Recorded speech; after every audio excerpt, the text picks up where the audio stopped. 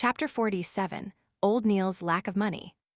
Old Neil rubbed his temples and said, "I believe we have a general idea of why the three of you engaged in a mass suicide. That notebook is also now purportedly in Ray Bieber's hands.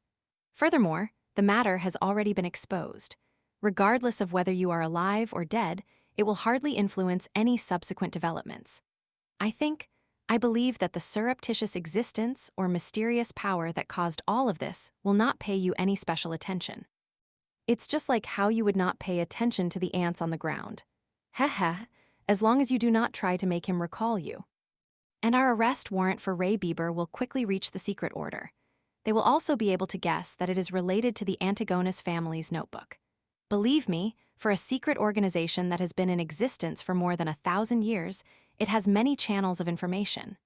Therefore, their focus will be diverted to Ray Bieber's whereabouts in a bid to find the notebook before us. They will not, nor is it possible for them to harass, stalk, or deal with you. Lad, congratulations on stepping out from the shadows of the past. What follows will be a brand new journey filled with sunlight." Klein nodded when he heard that as he said in a happy and relieved manner, "I hope so." Having transmigrated here, he had been enveloped in uncertainty. Now, it felt like it had finally dissipated. However, Klein was still feeling uncertain, because the notebook seemed to be tied to him in a certain manner. It went to the point of him bumping into remnant clues, coincidentally, from a normal mission of rescuing a hostage.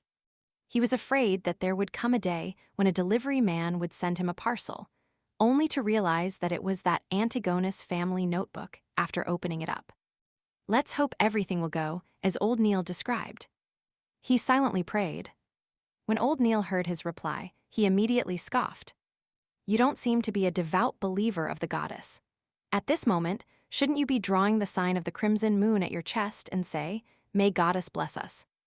Mr. Neil, you don't seem like one either. A real devotee would not say, 'What follows will be a brand new journey filled with sunlight.'" Having been studying mysticism under Old Neil, Klein had established a decent friendship with him, so he did not stand on ceremony to return a sarcastic remark. Both of them locked eyes and chuckled with great rapport. At the same time, they tapped their chests 4 times. Praise the lady. At that moment, they heard the grinding sounds of machinery as the main door to Blackthorn's security company opened. The elegant Mrs. Oriana, with her fashionably coiled hair, stepped into the reception hall with a light green dress. "Good morning, Mr. Neil. Good morning, Klein." She held a small leather handbag as she greeted with a smile. "It's another fabulous day today, a pretty good day." "Good morning, Oriana. You are still as beautiful as 10 years ago," replied Old Neil with a chuckle. Oriana's eyes turned to slits as she upturned her face. "Mr. Neil, the way you praise is still as infuriating as 10 years ago." She enunciated the words, 10 years. "Is that so?" Old Neil looked at Klein, confused. He wore a perplexed look. "Never mention anything that will remind the ladies of their age." As a keyboard warrior that knew a little of everything, Klein instantly understood what had peeved Mrs. Oriana. He smiled lightly and said, "Good morning, Mrs. Oriana. You are as beautiful as always." "Thank you, our outstanding Koi University graduate." Oriana smiled with a nod before saying, "That old butler has already paid the mission's commission. According to Captain's rules, half of it will be used as additional funds, while the other half will be split between you and Leonard. But since you aren't a formal member, you can only take 10% of the half. Come over later to sign for it." "How much did he pay?" Klein asked happily while also feeling the pinch. £200. This was what he said back then. "Lord, the esteemed Storm, I never imagined or believed that this was resolved just like that. This is even harder than us having a dream. Why is your security company so unknown?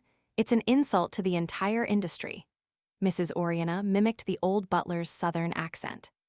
Klein thought seriously for a few seconds before saying humorously, "This is just too unfair for those kidnappers." Two Beyonders had resolved the problem quickly using methods that could be described as easy and pleasant. This is like an adult bullying a few kids while in full combat attire. "They were just too unlucky. They must have lost the protection of the divine," said Oriana with a soft laugh. "I told the butler that we were only lucky. One of our informants happened to see the kidnappers bring the child into the hideout. Therefore, do not have too much hopes for us. We really are just a very ordinary security company.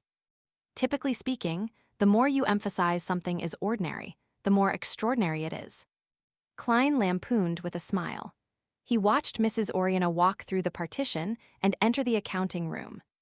Old Neil puckered his lips by the side and said enviously, "You really are a lucky lad.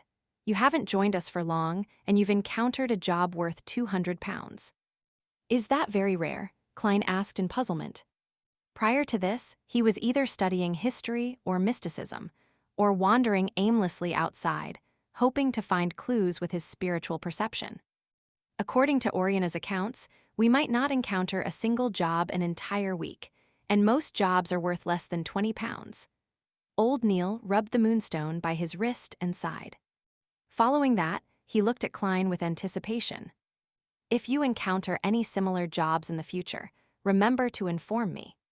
Upon hearing Old Neil's words, Klein suddenly felt a strange feeling arise in him. Therefore, he asked directly, "Mr. Neil, you seem to be lacking in money. How much do you get paid a week? If you aren't comfortable telling me, just ignore my question." Old Neil leaned back into the sofa and chuckled. "This isn't something that needs hiding. I've been here for so many years. At present, I will obtain salaries from both the church and the police department every week, a total of £12. A weekly salary of £12, Klein blurted out in surprise. A weekly salary of £12 with 52 weeks a year, that meant more than £600 a year. Back when he read the Tianjin Morning Post and Honest Paper, they had mentioned that high-profile lawyers only earned £800 to £1,000 a year. And those were the best lawyers. As for the managers of Benson's trading company, they only earned £6 a week.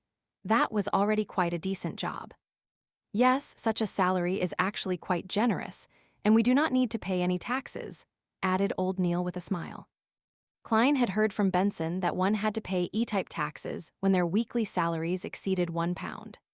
In other words, the government and corporate employees had to pay 3% of taxes if they earned £1 to £2, 5% for £2 to £5, 10% for £5 to £10, and 15% for £10 to £20, capping at 20% for those above £20. Other than that, he also read of 4 other kinds of taxes on the newspapers. A type was related to land, housing, and other earnings from material items. It included property and rent. B-type was a tax paid by farmers. C-type was a tax on profits from bonds, funds, and equities. D-type was commercial, finance, or professional income. "It's something admirable," Klein echoed Old Neil. However, Old Neil shook his head. "Such a salary is insufficient for beyonders like us who have to frequently study the hidden mysteries, practice, and attempt rituals." "Aren't materials obtainable via application?" asked Klein in puzzlement. Old Neil scoffed. "There's a limitation to it. At times, we have to give a sufficient, legitimate reason. If you want to learn more and experiment in the field of mysticism, you can only spend your own dime to buy materials. It can be bought internally or at underground markets." Klein jolted in surprise as he immediately asked, "There are beyonder materials that are sold in underground markets. I thought the churches would not permit their existence." He was lacking in means to obtain materials. With him having a mysterious organization in its nascent stages, he could not always have them settled via the Nighthawks, right? There's no way to control such matters. Yeah, from the viewpoint of mysticism, all beings are sentient with their spirits and they stem from the same source. The materials we use are not limited to those extraordinary creatures. It also comes from ordinary animals, plants, and minerals. For example, the poison hemlock, gold mint leaves, and night vanilla in the bottle of seer potion. They are items we can encounter frequently in our daily lives. They might not have any extraordinary characteristics, but they have special characteristics. Through concoction and blending, they will derive certain effects. Therefore, this is not a trade that the church can ban, explained Old Neil in detail.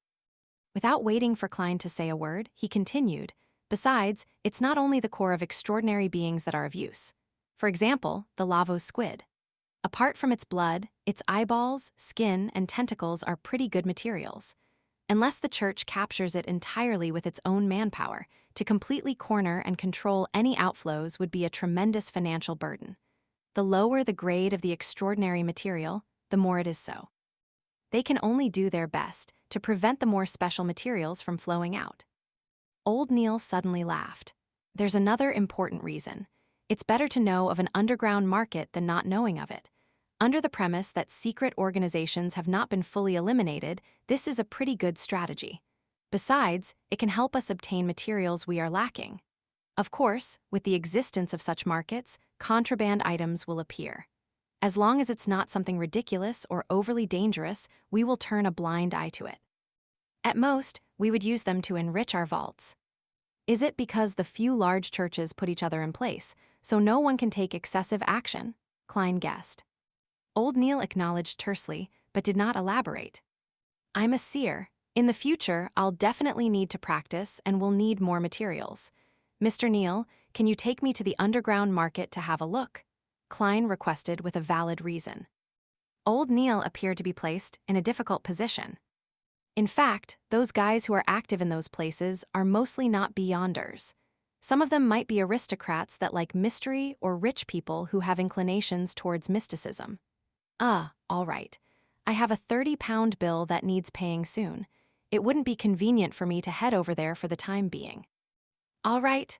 Klein never expected the reason to be Old Neil's owing of money. Moments later, he said with deliberation, Mr. Neil, do you need me to lend you money? I just earned a commission of 10 pounds. Haha, there's no need. I'll be able to settle it. Old Neil patted the sofa and slowly stood up. Sigh, age is truly an enemy that biological creatures can't fight. I'm exhausted from last night's watch. Yeah, revise what I've taught you later this morning. Read more documents. Tomorrow, I'll teach you the foundations of ritualistic magic. All right. Klein got up and bade him farewell by taking off his hat. When Captain Dunn did not return at noon, Klein pretended that he was still searching for the notebook as he roamed the streets again. Having earned 10 pounds, he no longer needed to wait for the next disbursement of the funds. He could head directly to the divination club.